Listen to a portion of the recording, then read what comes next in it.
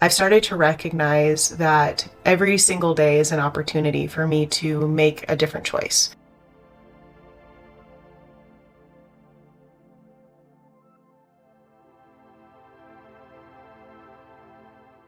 My name's Lorette. Guys, if you've been here, thank you. Hats off.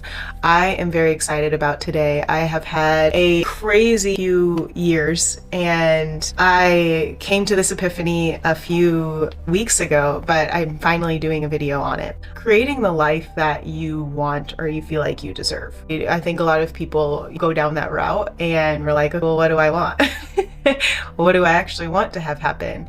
If you were like me, in my cases, some of them, I found myself in areas that were definitely not meant for me, or I found myself having a lot of resistance to because they're just naturally not who I am.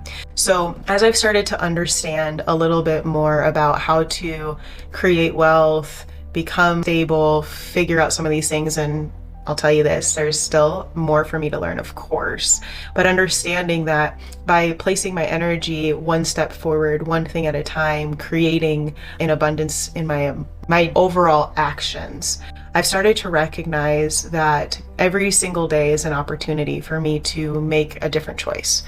So that being said, so what came over me over the last few weeks is, one, I had just about a week ago, I had a pretty significant car crash and still going to be working through it. There might be some consequences and some of those things that I might have to deal with based off of the situation. It stemmed from having been introduced to something that I hadn't talked about for years at that point. If you've seen my other videos, you'll probably know exactly what I'm talking about. But what I realized is that I could either take this problem and have it be a problem, or I can see it as a potential for me.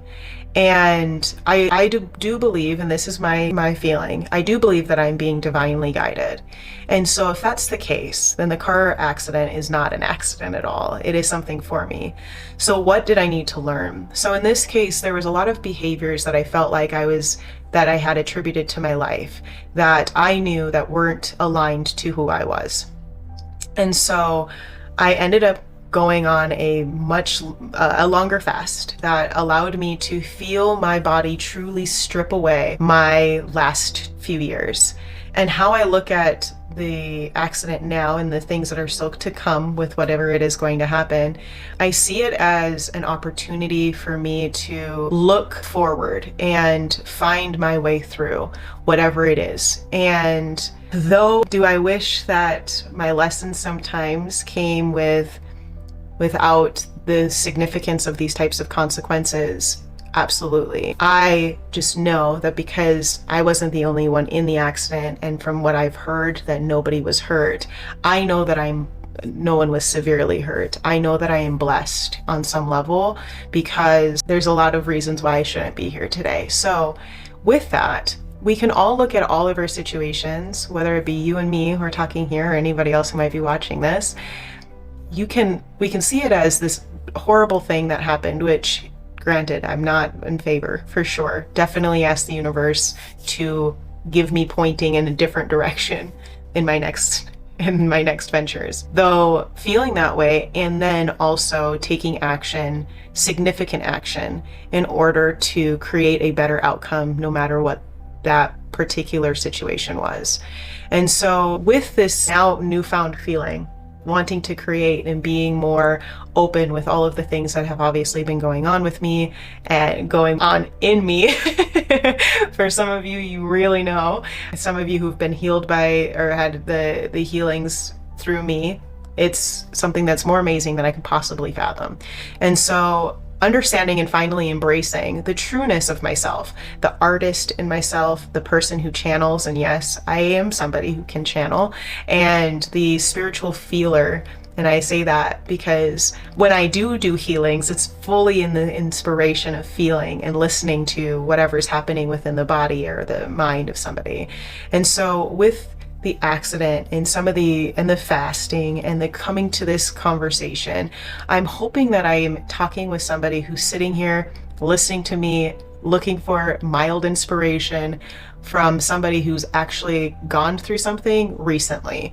Because I think that a lot of the times we stumble upon these individuals who've had these great, significant, amazing things that have gone on in their life. And yes, I am one of those people. At the same time, we don't always look at the person who has had a significant issue or loss and actually see them right after it and see what is their potential can be. Because I do believe that a lot of us have a lot of healing to do, and we come and we show up when we're good, similar to what I'm doing now. But we don't always show the pain or the phone call to the friend that was crying to tell them that, hey, I'm just sad, I'm emotional, I can't handle it, I don't know what to do, right?